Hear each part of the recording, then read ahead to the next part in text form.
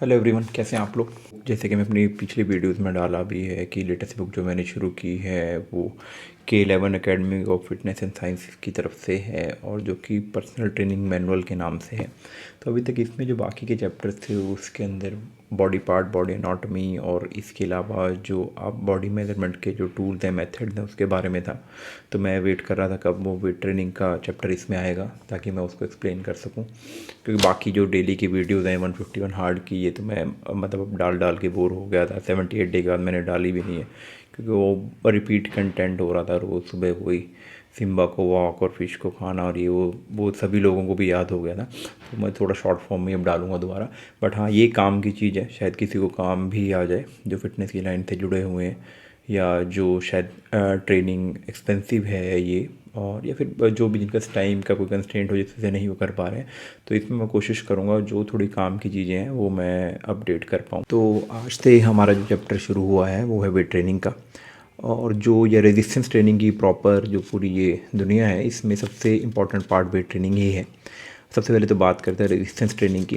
Resistance training के अंदर वो एक्सरसाइज है जो कि टारगेटेड मसल ग्रुप में इतना रेजिस्टेंस पैदा कर पाए कि वो जो मसल है 3 मिनट से पहले फटीक में आ सके या थक सके। तो रेजिस्टेंस ट्रेनिंग के अंदर 3 तरीके की कॉन्ट्रैक्शन होती है, मैं अभी आगे जो है एक्सप्लेन करूँगा। लेकिन जो रेजिस्टेंस ट्रेनिंग के अंदर कॉन्ट्रैक्शंस हैं वो हायर होती है एज़ कम्पेयर टू जो आपकी कार्डियोवैस्कुलर एक्टिविटीज़ हैं। और ये जो इसका पाथवे है वो एनारोबिक होता है, यानी कि ऑक्सीजन के बिना जो रहता है, इन एब्सेंस ऑफ ऑक्सीजन रहता है। अब जब वेट ट्रेनिंग की बात करता हूँ, वेट ट्रेनिंग होता है कि अगर आप जो एक्सरसाइज करते हैं by using weights, free weights हो सकते हैं, वो मशीन्स हो सकती है, वो ट्यूब्स हो सकती हैं, कोई भी ऐसा जो आपके पास संसाधन हो जो कि रेजिस्टेंस पैदा कर सके। अब जब भी अब ये रेजिस्टेंस एक्सरसाइज करते हैं तो जो स्केलेटल मसल है उसमें 3 तरीके की कॉन्ट्रैक्शन होती हैं।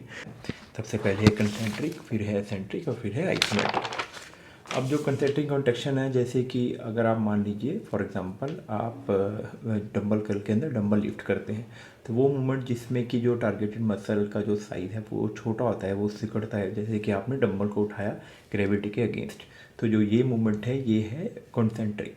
इसके और जो अगली मूवमेंट है वो है एसेंट्रिक मूवमेंट, यानी कि जब आपने उठाए हुए डंबल को आप रेजिस्टेंस के साथ, थोड़े रेजिस्टेंस के साथ आप कोशिश करें ग्रेविटी के अगेंस्ट जब से नीचे छोड़ते हैं, तो वो मूवमेंट के अंदर जो आपका मसल का साइज़ है वो लेंथ होता है, लेंथ मतलब आपका खिंचता है मसल, तो उसको हम बोलते हैं एसेंट्रिक मूवमेंट। और जब भी ये आप एक्सरसाइज कोई परफॉर्म करते हैं तो आपका एक तीसरी जो है कॉन्ट्रैक्शन है वो आइसोमेट्रिक, वो मसल टारगेट जो मसल है वो जो है जो आइसोमेट्रिक मूवमेंट के अंदर या आइसोमेट्रिक कॉन्ट्रैक्शन के अंडर जो जाता है, ना तो वो सिकुड़ता है ना लंबा होता है, लेकिन वो स्टेबिलिटी देने का काम करता है।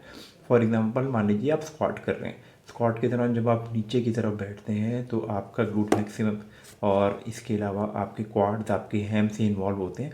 और जब ये आप नीचे की तरफ बैठते हैं तो आपकी जो मूवमेंट है वो एसेंट्रिक रहती है नीचे की तरफ बैठते हुए, और जब आप ऊपर की तरफ उठते हैं तो वो मूवमेंट जो है कंसेंट्रिक रहती है जब आप उठते हैं। लेकिन इस सब के दौरान जो है इन तीनों मसल्स के अलावा ग्लूट्स और आपके हैम्स और क्वाड्स के अलावा आपकी जो लंबर मसल है कमर का, और साथ में आपका कोर मसल जो एब्स का मसल है वो भी इन्वॉल्व होता है बॉडी को स्टेबल करने के लिए, वो आइसोमेट्रिक कॉन्ट्रैक्शन के अंतर्गत आता है।